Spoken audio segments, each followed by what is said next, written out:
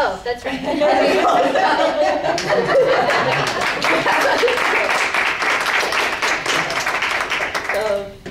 As Dan mentioned, I'm doing Project 6, and thought long and hard, even skipped the project before I came up with what my speech topic would be. And unfortunately, I got a cold this week, so it will make vocal variety kind of interesting.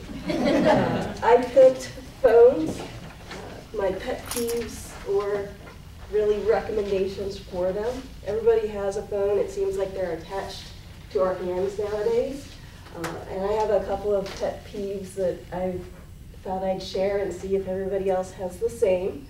The first pet peeve that I have is speed. Now, it doesn't matter so much when I'm talking on the phone with you. For instance, my nephew, for several weeks in a row, when you handed him the phone, his response was, "Hi, Auntie Julie, you come visit, you bring me Olaf." For those of you who don't speak as a 3-year-old, that it translates into, "Hi, Auntie Julie. The next time you come and visit me, can you bring me an Olaf toy?" When I'm on the phone with him, that works, because I can say, "What? Huh? You want what?" And he either slows down enough that I can understand what he wants, or the adult that's in the back of the room realizes that he's getting frustrated with Auntie Julie and will translate what he actually wants. So speed when you're on the phone doesn't really matter. However, when you're leaving a message, that's where it really kicks in for me. I get a message from Shelly saying, "Hey, I've got this great news about Toastmasters. Please give me a call back. My number is 480-766-5732. The possibility that Shelly is going to get a call back from me decreases proportionate to the number of times I have to hit repeat. And unfortunately, I haven't found the rewind button, so I have to listen to Shelly's message every time until I get to the phone number.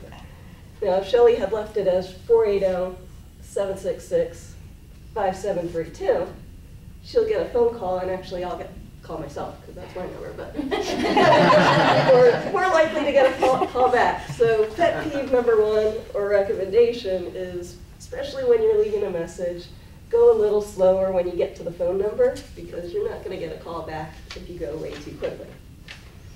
Pet peeve number 2 that I have is volume. Just because the person on the other side of the phone, you can't hear them, it doesn't mean that they can't hear you. There's the indoor voice, outdoor voice.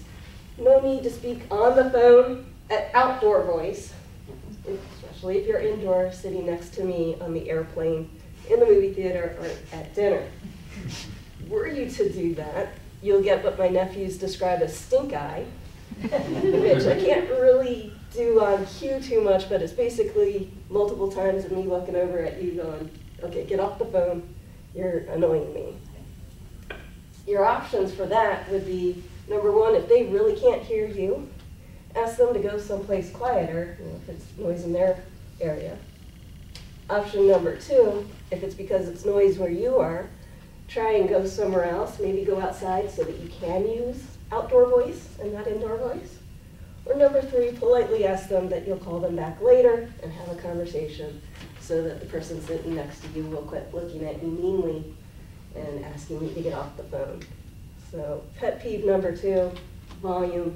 Use the correct volume when you're on the phone, especially if there's someone around you. And the third thing that I came up with isn't really a pet peeve, more of a recommendation. I listened to a training course one time, and it mentioned that the person on the other side of the phone can't see you. They don't know if you have a cold, they don't know if you had a bad day, they can't see your facial expressions. So it recommended that you smile when you're talking on the phone. Somehow that comes through your voice. It'll make it seem that you're more cheery, make them more happy. And I kind of linked that to something that my brother does. Regardless of what phone he is answering, work phone, home phone, my phone, if he's calling you, his response when you answer the phone is, "Hi, this is John." Doesn't matter. And unfortunately for him, if he does it to me, he gets the smart aleck older sister response, "Hi, this is Julie." But asked him one time, why does he do that? He's not at work, why is he doing that at home? And found out he spent a good 15 to 20 minutes on the phone one time with somebody telling them a story about Joe and how they used to play football and now what's Joe doing. And it's because the person thought they were talking to my dad. And got to thinking about it, and yeah, when I called, if it was at home, I would listen. If there was mention of Halo, something like that, I knew I was talking to John. If there was mention of football or NASCAR, okay, I'm talking to my dad.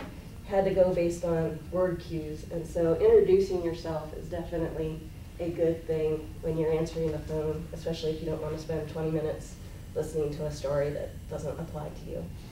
So in conclusion, just kind of my 2 pet peeves of speed and volume, and then just as a recommendation, the other person can't see you, so make sure that you smile and are cheering and let them know who they're talking to. Thank you. Thank you.